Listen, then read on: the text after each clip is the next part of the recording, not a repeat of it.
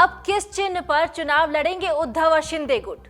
क्योंकि अब तो शिवसेना का मूल चुनाव चिन्ह तीर कमान तरकश में रख दिए गए हैं। जी हां, चुनाव आयोग ने फिलहाल अपने अगले आदेश तक धनुष बाण के साथ शिवसेना का नाम भी फ्रीज कर दिया है, जिसके बाद अब सवाल उठ रहा है कि 3 नवंबर को तो अंधेरी पूर्व में उपचुनाव होने वाले हैं और ऐसे में उद्धव और एकनाथ शिंदे गुट अब किस नाम और चिन्ह पर चुनाव लड़ेंगे?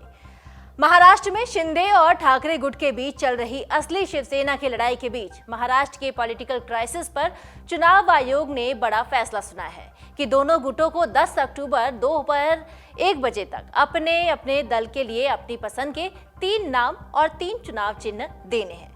फिलहाल आयोग ने 8 अक्टूबर को जारी अपने फरमान में दोनों धड़ों को ये छूट जरूर दे दी है कि दोनों अपने चुनिंदा नाम के साथ चाहे तो सेना शब्द का इस्तेमाल कर सकते हैं, लेकिन आयोग के पास नाम और फ्री सिंबल में से 3 विकल्प प्राथमिकता के आधार पर तो बता नहीं होंगे। उद्धव ठाकरे और एकनाथ शिंदे दोनों गुट पार्टी के चुनाव चिन्ह पर अपना हक जता रहे हैं। इसके लिए दोनों गुट सुप्रीम कोर्ट भी जा चुके हैं। कोर्ट ने अपने फैसले में कहा था कि ये फैसला चुनाव आयोग लेगा। इसके बाद ये मामला लंबित था। अब इलेक्शन कमीशन ने अपना फैसला दे दिया है, जिसके बाद अब शिवसेना के उद्धव ठाकरे और एकनाथ शिंदे दोनों गुट पार्टी का नाम और चुनाव चिन्ह का उपयोग नहीं कर पाएंगे। अब आयोग दोनों गुटों द्वारा सुझाए गए नामों और चुनाव चिन्हों में से किसी एक का उपयोग करने की अनुमति देगा। आपको बता दें कि शिंदे गुट ने कुछ दिनों पहले ही आयोग ने इस बात को लेकर अनुरोध किया था और उसके बाद कमीशन ने अंतरिम आदेश जारी कर दिया है। इस फैसले के बाद दोनों गुटों के नेताओं की तरफ से प्रतिक्रिया भी आ रही है और बाकी शिव सैनिकों का भी दर्द झलकता हुआ दिख रहा है। हालांकि इसको लेकर दोनों गुट आज रविवार को मंथन करेंगे। चुनाव आयोग के आदेश के बाद आदित्य ठाकरे ने निशाना साधा है। आदित्य ठाकरे का कहना है और उन्होंने ट्वीट किया है कि खोखे वाले गद्दारों के शिवसेना का नाम और चुनाव चिन्ह फ्रीज कराने की शर्मनाक हरकत की है। उन्होंने कहा कि हम लड़ेंगे और जीतेंगे, हम सच के साथ हैं, सत्यमेव जयते। उद्धव ठाकरे धड़े के नेता अंबादास दानवे ने अपने बयान में कहा है कि उपचुनाव के ठीक पहले चुनाव चिन्ह पर रोक लगाना शिवसेना के साथ अन्याय है। कहा यह भी जा रहा है कि उपचुनाव निपटने के बाद शिवसेना के मूल नाम और चिन्ह पर दावे की सुनवाई आयोग अपने कायदे के मुताबिक करता रहेगा। आयोग के उच्च पदस्थ सूत्रों के मुताबिक ये भी पता चला है कि दावों को पड़ताल करने में समय और संसाधन लगते हैं, लिहाजा आयोग इसमें हड़बड़ी नहीं करता। पूरी तसल्ली के साथ दावों की पड़ताल करने के बाद ही आदेश आ सकते हैं। और हालांकि इसके पहले भी पार्टियों में विभाजन, विवाद, बगावत हुई है और तब भी नाम और निशान को लेकर दावे प्रति दावे होते रहते थे। आयोग ने तब भी सबसे पहले मूल पार्टी का नाम, निशान और झंडा सब फ्रीज कर दिया था। हाल ही में लोक जनशक्ति पार्टी और उससे पहले जनता दल और AIADMK के ऐसे ही विवाद सामने आए थे, तब आयोग ने यही नीति अपनाई थी। अब भी वही हुआ है और अब चुनाव आयोग के शिवसेना के सिंबल पर रोक लगाने के बाद दोनों गुटों में हलचल पैदा हो गई है। एक तरफ उद्धव ठाकरे अपने नेताओं के साथ मातोश्री में दोपहर 12 बजे मंथन करेंगे, तो दूसरी तरफ एकनाथ शिंदे अपने गुट के मंत्री और सांसदों के साथ वर्षा बंगलो पर शाम 7 बजे बैठक करेंगे। बताया जा रहा है कि दोनों गुटों में आगे की रणनीति तैयार करने के साथ ही नए नाम और सिंबल को लेकर भी चर्चा की जाएगी। महाराष्ट्र में जून से ही बगावती हवा चल रही है। एकनाथ शिंदे ने कांग्रेस और एनसीपी के साथ गठबंधन करने के लिए ठाकरे के खिलाफ बगावत का बिगुल फूंका था। शिवसेना के 55 में से 40 से ज्यादा विधायकों ने शिंदे का समर्थन किया था, जिसके कारण ठाकरे को महाराष्ट्र के मुख्यमंत्री पद से इस्तीफा देना पड़ा था। शिंदे ने ठाकरे गुट से अलग होने के बाद बागी विधायकों की मदद से बीजेपी के साथ मिलकर अपनी सरकार बना ली और अब महाराष्ट्र में सत्ता परिवर्तन के बाद भी सियासी महाभारत खत्म नहीं हुई है। शिंदे गुट खुद को असली शिवसेना बताता है और पार्टी सिंबल धनुष तीर पर अपना दावा कर रहा है। दोनों गुटों में ये बात चल रही है और खुद को असली शिवसेना बताने पर होड़ लगी हुई है।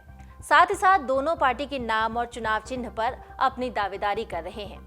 चुनाव आयोग के फैसले से ये घमासान जरूर खत्म हुआ है, लेकिन सवाल अभी भी वही है कि क्या ठाकरे इसे स्वीकार कर पाएंगे। चुनाव आयोग ने शिवसेना के नाम और सिंबल पर अपने अगले आदेश तक रोक लगा दी है, जिसके मद्देनजर 3 नवंबर को होने वाले अंधेरी पूर्व उपचुनाव के लिए उद्धव ठाकरे और शिंदे गुट में से किसी को भी शिवसेना के लिए आरक्षित धनुष और तीर के चिन्ह का उपयोग करने की अनुमति नहीं दी जाएगी। वहीं दोनों गुटों को 10 अक्टूबर दोपहर 1 बजे तक अपने अपने चुनाव चिन्ह आयोग में पेश करने होंगे। दोनों पक्ष फ्री सिंबल में से अपनी पसंद प्राथमिकता के आधार पर बता सकेंगे। आयोग ने अपने फरमान में दोनों धड़ों को ये छूट जरूर दे दी है कि दोनों अपने नाम के साथ चाहे तो सेना शब्द का इस्तेमाल कर सकते हैं।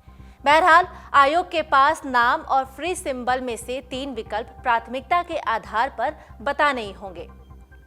शनिवार को जारी किए गए अपने आदेश में चुनाव आयोग ने कहा है कि शिवसेना धनुष और तीर चुनाव चिन्ह के साथ महाराष्ट्र में एक मान्यता प्राप्त राज्य पार्टी है। शिवसेना के संविधान के प्रावधानों के अनुसार शीर्ष पर स्तर पर पार्टी में एक प्रमुख और एक राष्ट्रीय कार्यकारिणी है।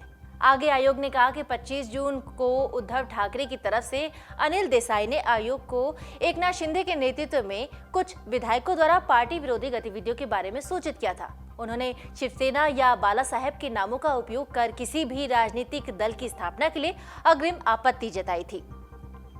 आयोग ने कहा कि इसके बाद अनिल देसाई ने 1 जुलाई को भेजे गए ईमेल और 30 जून को जारी 3 पत्र अटैच किए थे, जिनमें ये उल्लेख किया गया था कि पार्टी विरोधी गतिविधियों में शामिल रहने वाले 4 सदस्यों ने स्वेच्छा से पार्टी की सदस्यता छोड़ी है। इसलिए सदस्यों को शिवसेना नेता के उपनेता के पद से हटा दिया जाता है। इनमें एकनाथ शिंदे, गुलाबराव पाटिल, तांजी सावंत और उदय सामंत शामिल थे। साथ ही ये भी कहा गया था कि उद्धव ठाकरे शिवसेना के प्रमुख हैं। इसके बाद एकनाथ शिंदे गुट की तरफ से भी शिवसेना के सिंबल पर दावा किया गया था। दोनों की तरफ से समय समय पर आयोग में अपने दावे पेश किए गए। मामला सुप्रीम कोर्ट भी पहुंचा, लेकिन कोर्ट ने भी सुनवाई करते हुए अंतिम फैसला चुनाव आयोग पर छोड़ दिया था। अब चलिए आपको बताते हैं कि पार्टी आखिर किसके पास जाएगी, इसका फैसला कैसे होता है। पार्टी का असली मालिक कौन होगा, इसका फैसला मुख्य रूप से 3 चीजों पर होता है। पहला, चुने हुए प्रतिनिधि किस गुट के पास ज्यादा है। दूसरा, ऑफिस के पदाधिकारी किस ओर हैं। और तीसरा, संपत्तियां किसकी तरफ है। लेकिन किस धड़े को पार्टी माना जाएगा, इसका फैसला चुने हुए प्रतिनिधियों के बहुमत के आधार पर होता है। मसलन जिस धड़े के पास ज्यादा चुने हुए सांसद और विधायक होंगे, उसे ही पार्टी माना जाएगा। और इसे इस उदाहरण से समझ सकते हैं। 2017 की बात है, जब समाजवादी पार्टी में टूट पड़ी थी, तब अखिलेश यादव ने मुलायम सिंह यादव को हटा दिया था और खुद अध्यक्ष बन गए थे। बाद में शिवपाल यादव भी इस जंग में कूद पड़े। मामला चुनाव आयोग के पास पहुंचा था। चूंकि ज्यादातर चुने हुए प्रतिनिधि अखिलेश यादव के पास थे और इसलिए आयोग ने चुनाव चिन्ह उन्हें ही सौंपा। बाद में शिवपाल यादव ने अलग पार्टी बना ली। लेकिन अब महाराष्ट्र राजनीति को लेकर चुनाव आयोग ने अपनी घोषणा सुनाई है। घोषणा में कहा है कि शिवसेना का कोई भी धड़ा अगली सूचना तक पार्टी के धनुष और तीर चिन्ह का उपयोग नहीं कर सकता है। डाउनलोड करें अमर उजाला ऐप और पाएं खबरें लगातार।